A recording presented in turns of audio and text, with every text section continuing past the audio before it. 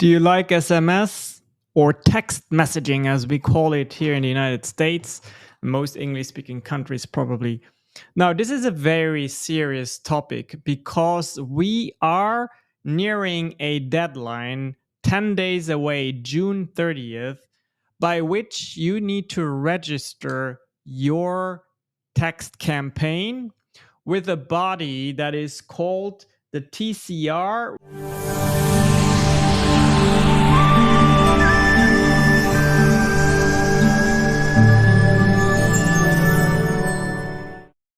The Campaign Registry. So what is that? Well, as you may know, as a company owner, a business, a consultant, there are so many tools out there these days that automate texting. And some of you also have CRMs where you can text your clients through an app, and that would be covered as well under this new requirement.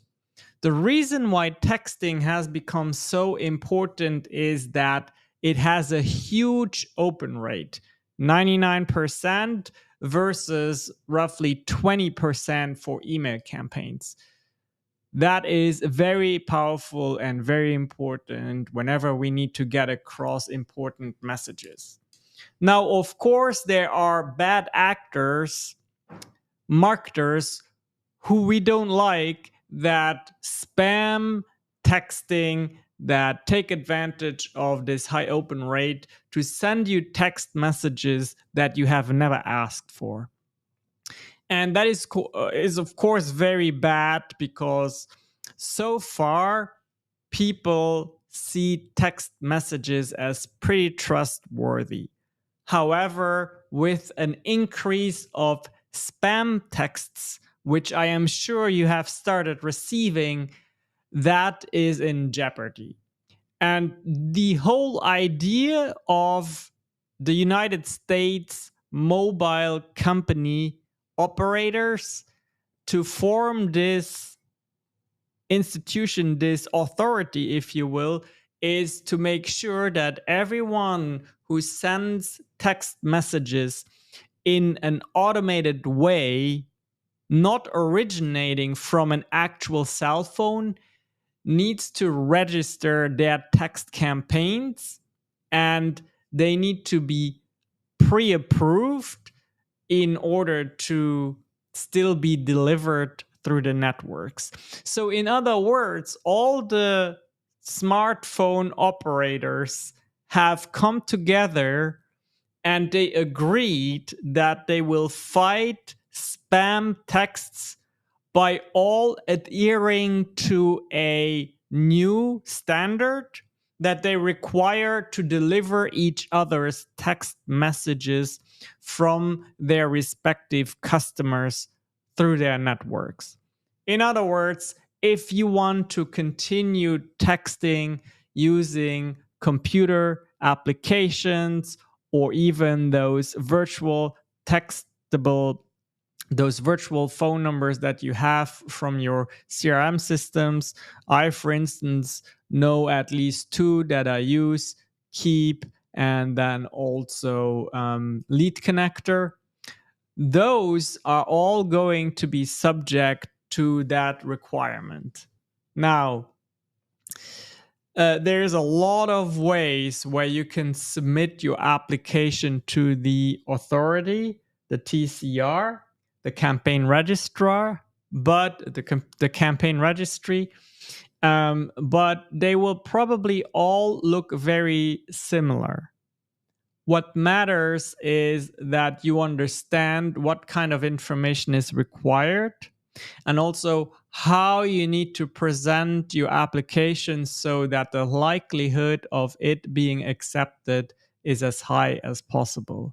Depending on which software you use to deliver your text messages, it is possible that the software acts as a middleman where you give that information into an interface of that software, and then they place the application on your behalf.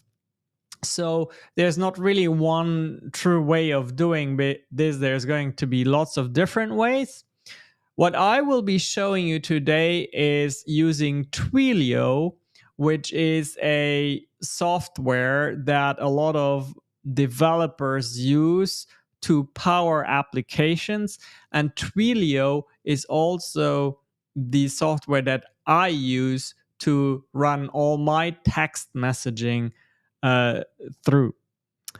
So we're going to log into my Twilio account, and I'm going to fill out that application for my company, and then you can see what it entails. Now, I can already tell you a few things you need to have handy is your official company name, your EIN number, and then also you need to know exactly how do you request for people's consent to send those text messages when you collect the numbers. And you also need to have somewhat of an idea of what you're going to ask. What kind of texts you're going to send. Because when you submit your application, it is very well possible that an agent checks whether the information you submitted is accurate or not. And if you did not reveal all the necessary data, your application could be denied or it could be slowed down. Now, this is very serious because what it means is that your texts will simply no longer be delivered. And that is, of course, a huge problem. I'm already seeing it, by the way, through a software service that I use called Podium. Podium is a service that helps you request reviews, but they also have a chat widget that you can place on websites. And then when someone fills out initiates a chat on the website, it takes the conversation to text. And they have one feature where you can mass send text campaigns, and that has stopped working for me because I haven't filled out the application for that particular company yet. So each company you have, even each location you have, if for instance you have a restaurant chain and you have a restaurant in each city, each location needs to apply for this. And there's a fee associated to it. I think it is roughly $40 that you need to pay, a one-time fee. And that is the type of application we're going to be focusing on. There's also a lower fee for those of you who don't send quite as much texts, but I would recommend just go with the standard application in case your your text campaigns ever increase because your business increases, you are covered. All right. This is a very interesting topic, and I'm sure a lot of you look forward to it, but it is something that needs to be done.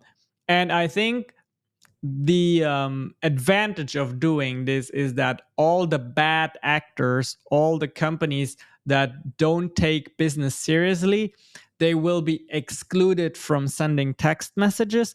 So now, with you being a serious business owner and with you going through the hassle of submitting those applications, you are going to be on the good side, and your texts will continue to be delivered, and your texts will still see that nice open rate of 99%. All right, are we ready? Let's dive into it. Okay, so we are in the registration section, and I will go over this with you exactly the way I will fill this out. So here I have selected my brand, then available A2P campaign use cases. We have all these use cases. Look at it very closely, and I think what is the case for me is mixed, because I will use this for customer care, but also for marketing, right? So I will select that, and then I will be creating a new messaging service. And then in the campaign description, I have put, and you can send me a message if you want this in a document, but I have put, once a user's number is registered in our system, we will use it for the following purposes: customer service communication, monthly announcements about new online meetings that we organize. These meetings are informational in nature, and the announcement will include hyperlinks to the meeting platforms or LinkedIn Live events, responding to inquiries or questions from potential leads. So, of course, there's a learn more here.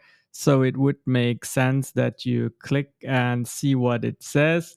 So, you get an example that would be approved. This campaign sends a one-time password for a multi-factor authentication challenge to log into an online portal to make changes to a user profile for security purposes. Customers confirms with an SMS when profile changes are made. Um, so see, this is pretty detailed in what the campaign intends to do. A failure would be, for example, to leave it blank, or to do something as simple as this campaign sends appointment information and confirmations to customers. That is not enough, right? So I think that with my entry, it suffices the use case of this text campaign. Then I have a sample message. So the first sample message I'm giving is responding to inquiries or questions from potential leads. Of course, I have hello, thank you for contacting Shanks. How may I help you? Text stop to unsubscribe. This is very important, this part here. Again, when we click on learn more, we need to we are being told, do not use placeholder text for your sample messages. Use brackets to indicate templated fields in sample messages. And I have one here. Consistency in sample messages, use case, and campaign description. Provide opt-out when applicable, right? So here, for example, is a successful example. Here is your one-time password, 123, and then call this phone number to report if this request was not made by you. Failure example, you have an upcoming appointment and opt out is not provided. Okay, so in my case, of course, here is the opt out. Then the second sample message is I indicate here that I use a variable that I have in the system, so first name. It's our pleasure to invite you to our upcoming free LinkedIn Live challenge. During 5 days, we'll show you how you can leverage LinkedIn to build up your professional audience. Sign up here at https://ugrow.club. And again, text stop to unsubscribe. By the way, this is a real thing. You can always go and check that out.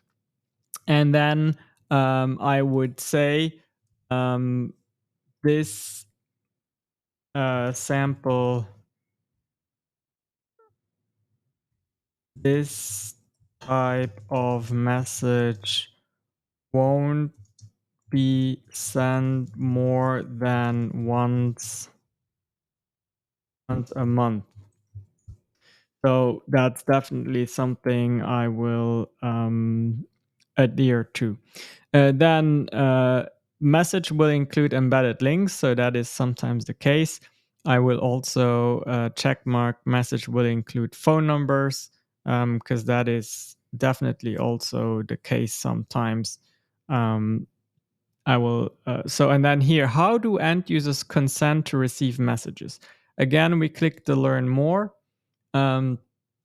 It has very specific requirements. Provide website where opt-in occurs. List all opt-in methods. In my case, I only have one, which is that that chat. And then include an opt-in message if users can text.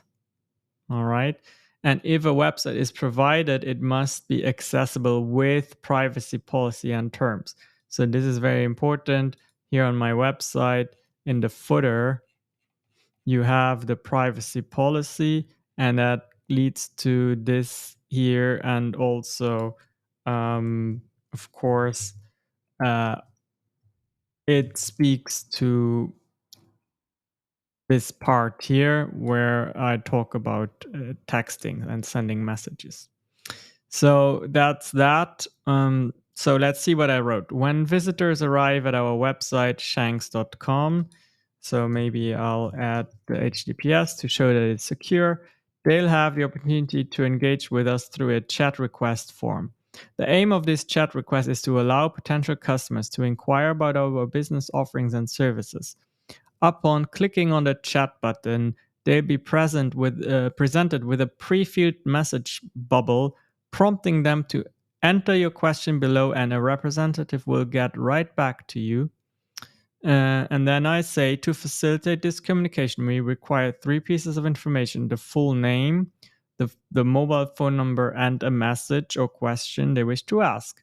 Then I will say, upon completion, users will click a send button to submit their chat request. Below the send button, there's a disclaimer stating, by submitting, you agree to receive SMS or email for the provided channel. Rates may be applied, okay?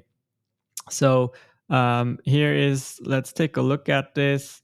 So here you can see this bubble where that occurs. Of course, I'm not even collecting emails, so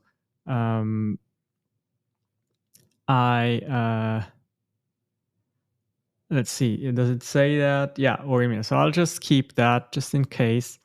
And then once the chat request has been submitted, the user will receive an automated response acknowledging receipt of their question. This message will read, "Thank you for reaching out to Shanks. A representative will be in touch shortly. If you wish to opt out from our system, reply with stop. Consent is not a condition of purchase." And then here's the privacy policy link. Now look at what I have seen here. It says consent is not a condition of purchase, and then the link to terms and conditions, right? This is very important. And this, by the way, is the exact same verbiage that someone gets when they sign up for this, okay? And I have coded that in the back of my website in the back end. If you are interested in having such a system, let me know. We can help with that. But it is important that this is very specific, because what these people will do is they will test this, they will try this, if that actually is the case. So it's very important that this automated message is accurate, and that also the reaction, like for example, this, "Hello, thank you for contacting Shanks, how may I help you?" That this is also this annotation, text stop to unsubscribe, needs to be there. Okay, I don't have opt-in keywords, and I also don't have an opt-in message. So this campaign for this specific use case is ready to be submitted now. So I'll do that. I click create, and then it says, "Please confirm the following information for this campaign. I agree to paying the monthly $1.5 to $10 use case fee, as well as the A2P per message fees." Okay, so nothing is known yet of how much that will be, but that is just the name of the game, right? There's no choice. We have to do this if we want to. Basically, you pay your right to text your customers. I understand that my campaign will now go through manual reviews, which result in a one-time $15 vetting fee. Before the campaign is approved, I will not be able to send ATP traffic to this campaign. I will be able to send the MPS allowed per campaign to AT&T and 1 MPS per number to other US carriers. I agree to the conditions. All right, I'm not going to read this. You can do that on your own. I click confirm. Okay. And now this campaign has been submitted, and I will let you know this. We are June 20th now. I will let you know in the description when it was actually approved. As a word of warning, if you have sub accounts in your Twilio account, you need to submit the application within the sub account. In my video, I had done this for my primary account, so I had to delete that registration and do everything again for the sub account. And each sub account will also have a phone number linked to it. If that is the case for you, if not, if you have just one main account with the phone number linked to it, then that will be fine as well. I hope this has helped you. Please let me know what problems you run into, what you experience. Let me know in the comments so that together we can make sure we can keep texting our customers. Bye for now.